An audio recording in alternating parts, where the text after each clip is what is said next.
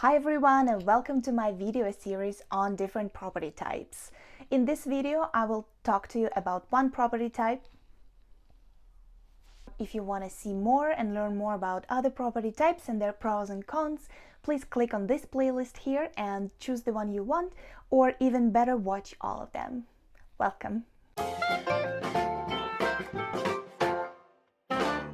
If you watched my last video, you might be wondering, did she buy that house or a condo and why? Well, spoiler alert, no I didn't. I'm still looking for that perfect wedge deal as my second property and investment. Turns out there are a lot of limitations on certain property types that I would love to share with you today, so you too are aware before you have your heart set on a certain property that just won't work for you. Great, let's start with condos, and we'll also touch on co-ops here in this section. So to be honest with you, it was hard for me to come up with any pros of condos, except for one, which is easier maintenance. Which means that you won't have to worry if the roof is leaking in the building or if the pipes are old in the basement and need to be replaced. That will be taken care of by condo association, and everyone chips in every month. That's why you have HOA fees, which is a huge con to me. HOA stands for Home Ownership Association fees. Those can be anywhere from $200 a month to as much as $1,600 a month for an apartment in New York City, let's say. I think the sky is the limit here. They can charge you whatever they want. Of course, you know what HOA fees are when you buy the house, but remember that they will grow. HOA fees do not cover small things like if your sink is broken in the kitchen or your toilet flush doesn't work. You'll still have to call the plumber or electrician and pay them money, or a carpenter if you want something installed around the house. So it's not like a free superintendent that you get. This only covers, like I said, the major problems with the building and taking care of the shared areas. For example, there will be someone mowing the grass in summer, and there will be someone plowing the snow in winter, so you won't have to worry about those things that will be on you if you own a house. Next huge con for me personally is rental limitations. This is actually the reason why I did not buy that condo that I absolutely loved on my favorite street and that I could easily afford, because I found out on my way home, my realtor called me and she said, hey, listen, you won't be able to rent it easily. Apparently this apartment has been on the waiting list to be rented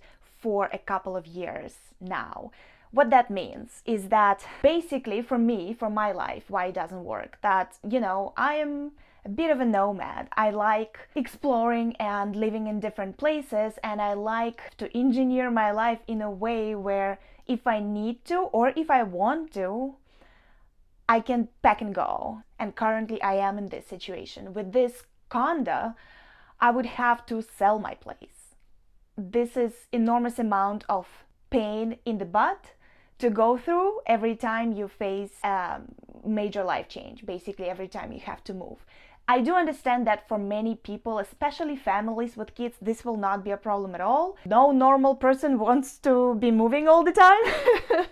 So it might not apply to you, but if you're looking to buy a property as an investment, I think this is a huge con, because renting a property is how you make money, or at least you make your money back, the money that you pay for mortgage. And with condos, with most condos, if not all, you just won't be able to do it, or you'll have to be on the waiting list for years, which basically cancels out the whole idea of being flexible. Next con is having less privacy. Obviously, you'll have less privacy living in a condo building than if you live in your own house. You will have neighbors in the hallway who might be nice or not, who might be clean or not, and you'll have shared areas, probably some kind of shared backyard, which again just fully depend on which neighbors you get. And of course they can be loud and you will be hearing a lot of noise, I imagine. An extra thing I want to put here is that to get a place at co-op, you also need to go through the interview with the board, thing that everyone knows about in New York City. I don't think people in other places might even heard about it. I find it pretty wild. It kind of makes sense, but also what a pain.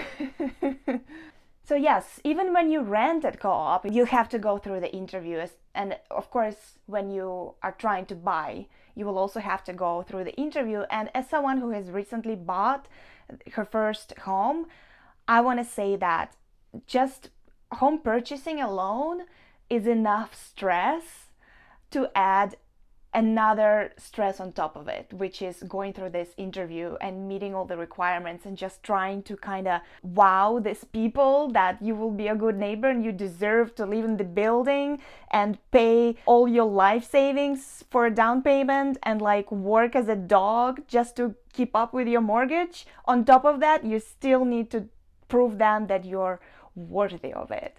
I just find it a little bit almost humiliating. Yeah, so that, and of course, we don't know who is on that board and there will be prejudice.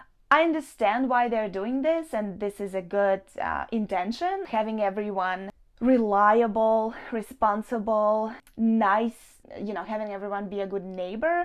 But also, you will bring your own prejudice to the table. And how do you pick these people? And then you end up in like old whitewashed building, or building where no young people are allowed, or building where there are no women or no single mothers. Like, I don't know, to me a little cringy, but just so you know, be ready. Also, in co-ops, you actually do not own your apartment, you own a share of the building, which you probably already know. Also, I know I have a friend who owns actually a co-op in New York City, and it is still a pain. Like anything you want to do in your house, you have to ask for permission and get it in writing, and you can't do some things that you might want to do. Like for example, I'm not sure if I lived in a co-op, if I would be able to set up a studio here and film in my co-op and post that on YouTube and monetize it. Like that could be a problem with your board. Imagine that. So if you are considering a co-op, I would suggest ask a million questions to know what you're getting yourself into. So this is it about condos and co-ops from me. My verdict is not a good investment. Absolutely not. Cannot rent it out. Overpriced. HOA fees can be insanely high. It is literally easier to rent a nice apartment than to own sometimes. And yeah, would not recommend. However, as a house for a young couple or a young family, I think can be pretty good if you're not willing to move a lot or even travel a lot. Because remember, even if you live for 3 months, you might want to rent your place out, and you probably won't be able to do that here. You won't be able to Airbnb it most likely. So if that doesn't bother you, go for it. If you can find a place where HOA fees are $200-300 and you will never have to worry about pipes or roof like I do, you go, girl. Now I would like to sit down with you and take you with me to my computer and actually show you the real examples on Zillow of this kind of properties. I will be using New York City as an example because I lived there for many years. I know the areas very well. Come with me. The home type, our first one is going to be condos, co-ops. You can look at apartments as well. I think apartments are those that you actually rent, but let's leave them in. All right. So here's what we get. Wow. So look at this. This is a good example. 2-bedroom, 2-bathroom, $475,000 on East 51st Street. Like, that's insane. And look how gorgeous it is. It's not a ground floor. It has a beautiful view. It's freaking amazing. So it sounds like a fantastic deal, right? Okay, let's look deeper.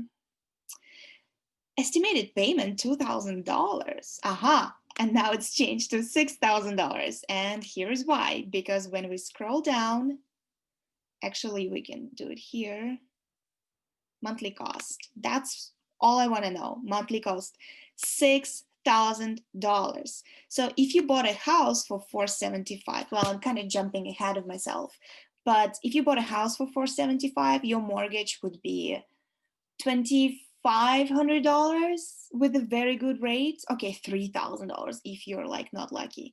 But here it's $6,000 because your HOA fees are $3,888 a month. I mean, what? This is insane, people.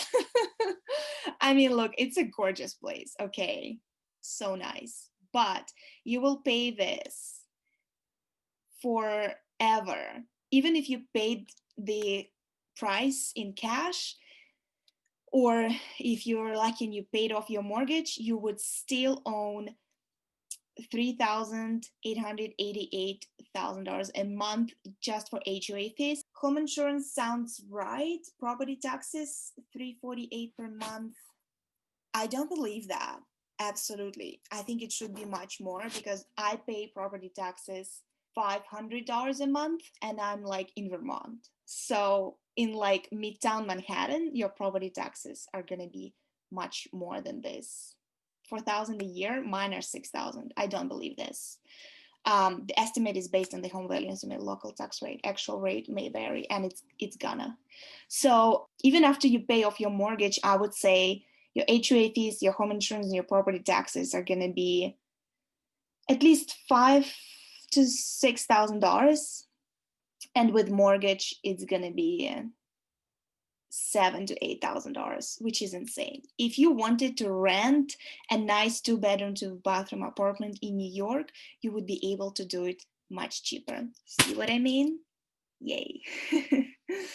All right. Thank you for watching this. In conclusion, I want to say that for me as an investor, the most important things to look at when purchasing a house are rentability, scalability, and the cheapest option for after I paid my mortgage off, meaning the less fees I have to pay alongside my mortgage and taxes and home insurance, the better. I like to keep it to zero. No HOA fees, no land lease, nothing like that. Subscribe to my channel and leave me a comment asking questions. I would love to make more videos for you and to help you navigate the amazing world of the real estate.